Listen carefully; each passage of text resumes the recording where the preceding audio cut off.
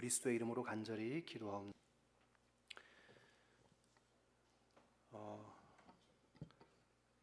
조금 부끄러운 이야기인데요. 제가 초등학교 1학년 때까지 오줌을 가리지를 못했습니다. 그래서 자고 일어나면 이불을 흥건하게 만들 때가 간혹 있어가지고 어머니가 버릇 고친다고 소금 얻으러, 하필이면 저희 동네에 여자친구 둘이 살았거든요. 여자친구 집에 가서 소금 얻어오라고 시키기도 하시고 하셨어요. 키를 쓰고 소금을 얻는 것, 그것은 제가 오줌 싸개라는 뜻이고 매우 부끄러운 일이지요. 소금과 키가 문자적으로 우리에게 문화적으로 우리에게 수치와 부끄러움의 코드인 것처럼 유대인과 로마인들에게도 공통적인 수치의 코드가 있습니다. 그게 십자가입니다. 바울은 고린도전서 1장 23절에 우리는 십자가에 못 박힌 그리스도를 전하니 유대인에게는 거리끼는 것이요 이방인에게는 미련한 것이라고 말씀했습니다. 유대인에게 거리낀다라는 이 말은 헬란말 스칸달론이라는 말을 번역한 말이에요. 이 스칸달론이라는 헬란말에서 영어 스캔들이라는 단어가 유래했습니다. 스칸달론의 본래 뜻은 함정이나 걸림돌이라는 뜻인데 짐승들을 잡는 덫을 의미합니다. 스캔들이라는 말의 뜻 영어 단어도 인생을 망치는 추한 소문이나 그런 사건 같은 것들을 의미하잖아요. 미련하다라는 말, 그것은 바보 같은 생각이라는 뜻입니다. 십자가에 달려 죽은 예수를 구주라고 전하는 것은 바보 같은 생각이다, 이런 말이에요. 왜 그것을 유대인들에게 추문이요 그것이 미련한 일, 바보 같은 생각이라고 말하고 있는 걸까요? 그 나무에 달려 죽은 예수는 부끄러운 존재죠. 로마인에게 예수의 복음은 바보 같은 소리고요. 유대인들과 로마인들은 왜 십자가를 그렇게 수치스럽게 생각했을까요? 먼저 로마인들이 가장 잔인하게 사람을 죽이는 방법이 십자가형이었습니다. 우리 옛날 조선시대에 육시 한다고 하잖아요. 이제 신체를 조각조각 내서 우마로 끌어가지고 팔다리를 끌어서 분시하는 이런 형벌이 있었는데 마치 그것처럼 십자가에 못 박힌다는 것이 그들에게는 가장 최악의 방법으로 죽임을 당하는 것입니다. 단순히 십자가에 못 박히는 것이 형의 전부가 아니라 십자가에 걸기 전에 일단 갖은 희롱과 수치를 주고 채찍으로 때립니다. 채찍 끝에 쇠나 가시 혹은 다른 종류의 어떤 낚싯바늘 같은 갈고리를 붙인 특별한 채찍으로 사람의 피부가 뜯겨져 나가도록 만드는 것이 바로 채찍이었어요. 그렇게 채찍질로 온몸을 만신창이로 만든 뒤에 조롱합니다. 우리 읽었던 본문에 가시나무 관을 씌우고 자색 옷을 입혔다고 했는데 마가복음에 보면 군인들이 경례하며 유대인의 왕이여 평안할지어다 하고 갈대로 예수님의 머리를 치고 침을 뱉으며 꿇어 절하기도 했습니다. 가시나무관은 왕의 왕관을, 자색 옷은 왕의 의복을, 갈대는 왕의 호를 상징하는데 예수님을 조롱하는 도구였죠.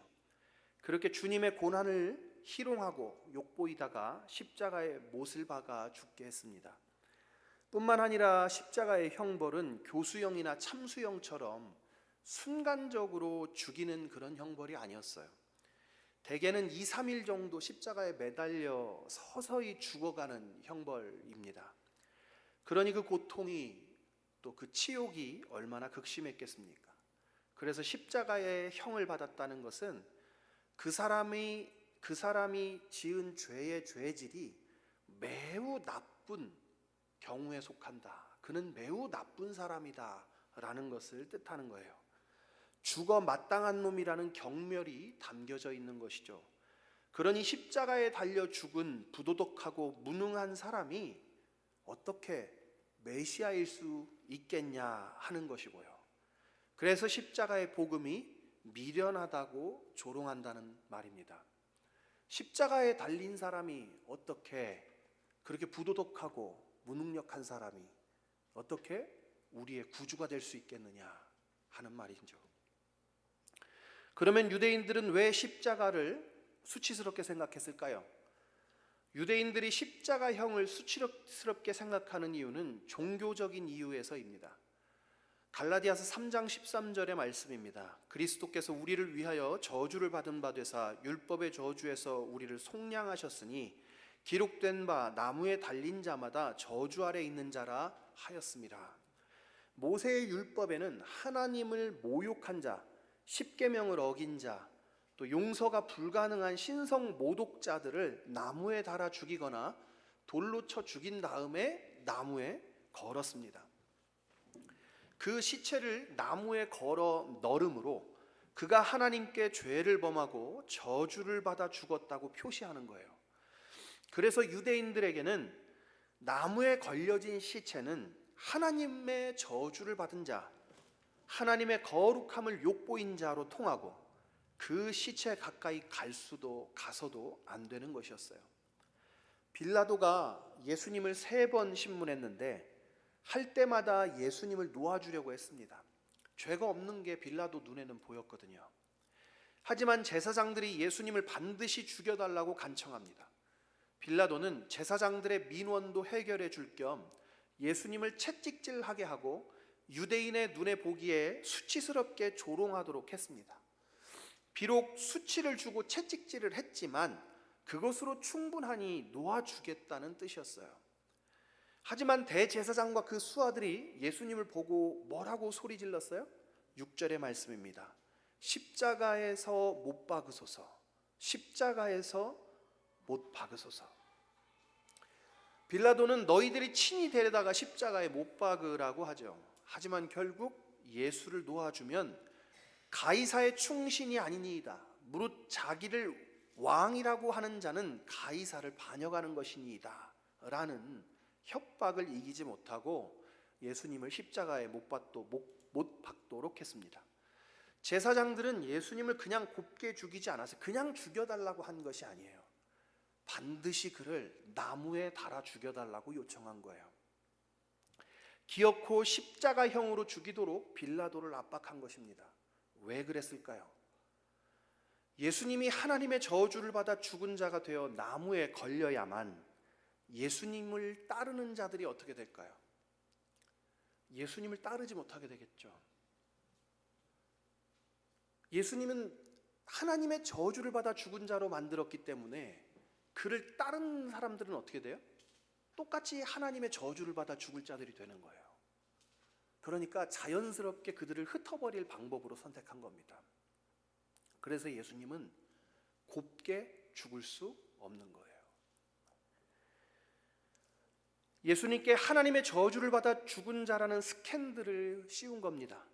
영웅스러운 죽음, 로마의 압제에 맞서 싸워서 군대를 일으켰다가 죽은 그런 반역자가 아니라 추접스럽고 하나님의 저주를 받아 죽은 사람으로 만들어야만 했어요. 제사장들의 전략은 성공했고 예수님은 십자가에 못 박히셨습니다. 예수님의 수치는 거기서 그치지 않았습니다. 예수님을 채찍질하고 조롱하고 십자가에 걸어두었던 로마 병사들은 예수님의 겉옷을 나눠 가졌습니다. 십자가는 최고의 수치이고 최종적인 형벌이니 굳이 옷을 나누는 장면은 생략해도 되지 싶어요. 어차피 십자가에 못 박힌 것으로 끝난 거 아니겠어요? 그런데도 불구하고 요한은 이 장면을 굳이 넣습니다. 왜 그랬을까요? 24절입니다. 군인들이 서로 말하되 이것을 찢지 말고 누가 얻나 제비 뽑자 하니 이는 성경에 그들이 내 옷을 나누고 내 옷을 제비 뽑나이다 한 것을 응하게 하려 함이로라. 군인들이 이러한 일을 하고 라고 했습니다. 요한은 이 장면, 예수님의 속옷, 겉옷은 찢어서 나누어 갖고 예수님의 속옷은 이것이 아까웠던 모양이에요. 그래서 이것은 한 사람이 갖게 하자 하고 제비를 뽑자고 했는데, 요한은 이 장면을 통해 십자가의 수치를 받고 죽으신 예수님의 죽음이 모두 하나님의 계획대로 되었다는 사실을 말해주고 있어요. 하나님께서는 예수님의 옷을 나누어 갖는 일을 통해 어떻게 십자가를 통한 하나님의 뜻이 성취되었다고 말씀하시는 것일까요? 사람이 처음 하나님께 범죄한 일이 어디에서 일어났습니까? 에덴 동산에서 일어나죠. 아담과 하와는 선악과를 먹고는 옷을 입고 있지 않는 자신의 모습들을 어떻게 생각했어요? 부끄럽게 생각했습니다. 아담과 하와는 부부이고 두 사람 말고 자신의 벗은 것을 정죄하거나 조롱할 사람들이 없었어요. 그럼에도 불구하고 그들은 자신들이 보기에 서로가 아름다웠던 상태들을 불만족스럽게 느끼고 불편하게 여기고 심지어 부끄럽게 생각했어요. 수치스럽게 생각했다는 뜻입니다. 두 사람은 수치스러운 자신의 몸들을 가리기 위해서 나뭇잎을 엮어서 옷을 해 입었죠. 나뭇잎으로 만든 옷으로 자신의 수치를 가린 겁니다. 그것이 최초의 옷이었어요. 옷을 벗은 상태는 수치를 받은 상태를 상징합니다. 반대로 명예를 얻거나 하나님으로부터 인정을 받을 때는 어때요? 우리 성경이 공통적으로 모든 성경에서 다 옷을 입는 것, 예비하신 옷을 입는 것으로 이야기하죠. 옷을 벗거나 입는 것으로 하나님과의 관계가 표시되고 있는 거예요. 아담과 하와는 자신의 수치를 가릴 옷을 해 입었지만 나뭇잎은 오래가지 못합니다. 마르고 바스러지죠. 자신의 노력과 의로움으로는 수치를 완전히 가리지 못한다는 것을 뜻하는 겁니다. 그때 하나님은 두 사람에게 짐승의 가죽으로 옷을 지어 입히시고 여자의 후손을 통해 뱀을 징벌하실 것을 약속하십니다. 회복을 약속하신 것이죠. 회복의 증표가 가죽옷인 것입니다. 그런데 여러분, 가죽은 짐승의 옷이죠. 짐승이 자기 몸에 두르고 있던 것이에요. 두 사람의 수치를 가릴 옷을 지어 입히기 위해서는 짐승을 잡아 죽이고 가죽을 벗겨야만 하는 것입니다. 아담과 하와의 수치를 가리기 위해서 하나님 아버지께서 한 생명을 취해 그 가죽으로 옷을 지어 입히셨어요. 마찬가지로 하나님께서 자신의 아들을 친히 죽여 우리의 수치를 가려주실 것이라는 약속입니다. 이것을 최초의 복음 혹은 원시복음이라고 부릅니다. 이것이 가죽옷에 담긴 사랑입니다. 다시 십자가에 예수님을 걸어두고 제비를 뽑아 옷을 나누어 갔던 병사들을 생각해 봅시다. 예수님이 옷을 빼앗긴다는 것은 뒤집으면 우리에게는 어떻게 돌아오게 됩니까? 우리는 옷을 입게 돼요. 그가 채찍에 맞음으로 우리가 나음을 받는 것처럼 그가 빼앗김으로 우리는 옷을 얻게 되는 겁니다. 갈라디아서 3장 27절에 바울은 누구든지 그리스도로 합하여 세례를 받는 자는 그리스도로 옷 입었느니라고 말씀했어요. 예수님은 우리의 옷이 되셨어요. 예수님은 우리의 수치를 영원히 가리기 위한 어린 양입니다. 우리는 하나님의 어린 양의 가죽으로 우리의 수치를 가리게 되는 것입니다. 벌거벗음은 죄수의 옷차림입니다. 본래 저와 여러분이 입고 있어야 할 옷차림입니다. 예수님은 십자가에 달리시고 그 옷을 빼앗길 때에 우리의 옷과 주님의 옷이 바뀐 겁니다. 우리의 옷은 예수님이 입고 하나님의 아들의 옷은 우리가 입게 되었어요. 로마 병사들이 예수님의 옷을 나누어 갖는 것으로 아담과 하와에게 가죽옷을 입히시며 작정하신 계획이 드디어 이루어졌던 거예요. 그것이 요한이 십자가 밑에서 옷을 나누어 갖는 병사들의 이야기를 기록한 까닭입니다. 우리의 수치를 가리는 옷은 사람이 지은 옷이 아닙니다. 화려하고 값비싼 메이커의 옷도 아닙니다. 돈이면 된다는 사람들이 생각하는 것처럼 돈도 우리의 수치를 가려줄 수 없습니다. 명예를 얻어 존경을 얻는데도 우리는 수치를 가려 하나님 앞에 세워줄 수 없습니다. 오직 예수 그리스도만이 우리를 하나님 앞에 설 때 준비된 옷이 되어 주셔요. 그리스도로 옷 입은 자만이 하나님의 집에서 환영받습니다. 그 옷이 아들의 옷이므로 상속자의 대접을 받습니다. 그 원만히 끝까지 참고 인내한 참 신자의 표로 하나님을 위해 고난받은 자로 인정받게 하고 참된 성도로 존귀함을 얻게 하는 겁니다. 바울 사도는 갈라디아 교회에게 편지하기를 그리스도와 합하여 세례를 받은 자는 그리스도로 옷 입는다라고 말했습니다. 옷을 바꾸는 정도가 아니라 그분이 직접 우리의 옷이 되겠다는 거예요. 예수님이 직접 우리의 수치를 가려줄 것입니다.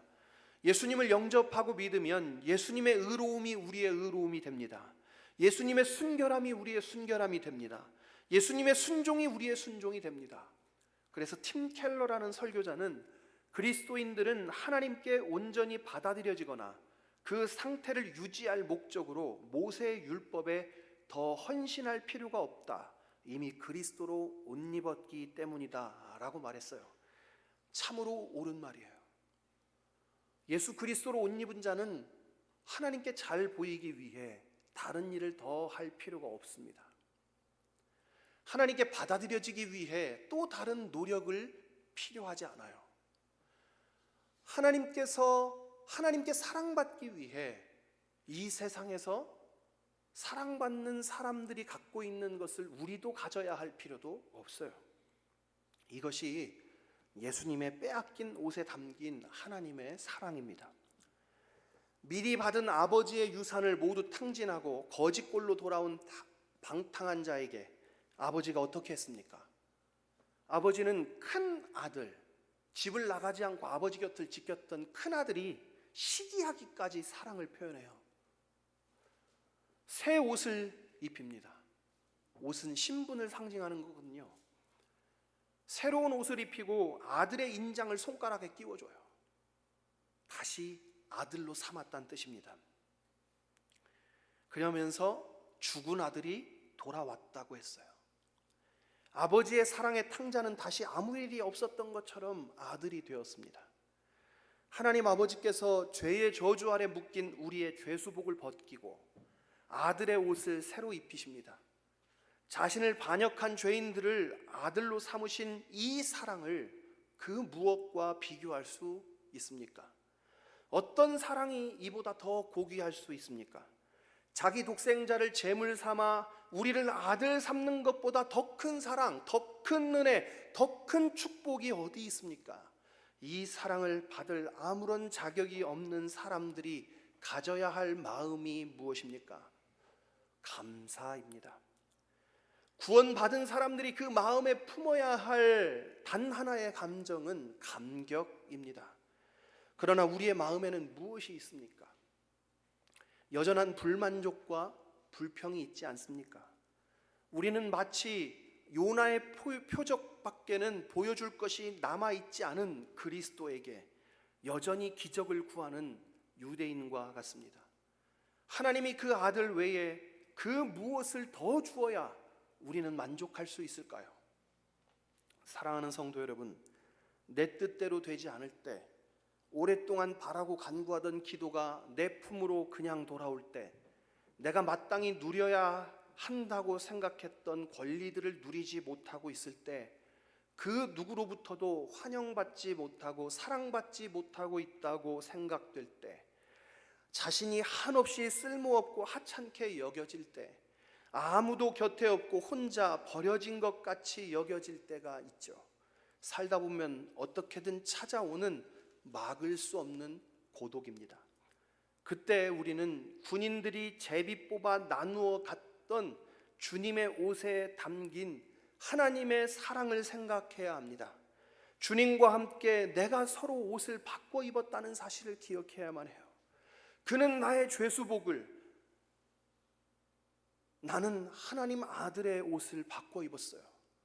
마음 저 밑바닥에 원망과 불평이 치밀어 오를 때,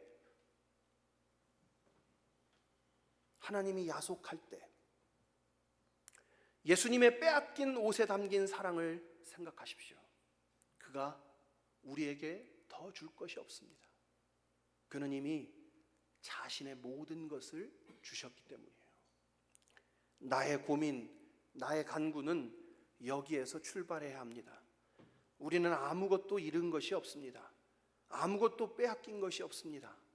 우리의 인생은 여전히 그의 사랑 안에 있습니다. 우리의 삶의 가치는 얼마나 많이 가졌는지 그 소유에 있지 않고 나를 위해 모든 것을 빼앗긴 그 사랑 안에 있습니다. 우리는 말로 형용할 수 없는 사랑으로 지켜졌습니다. 그 깊은 감격과 감사가 우리의 매일의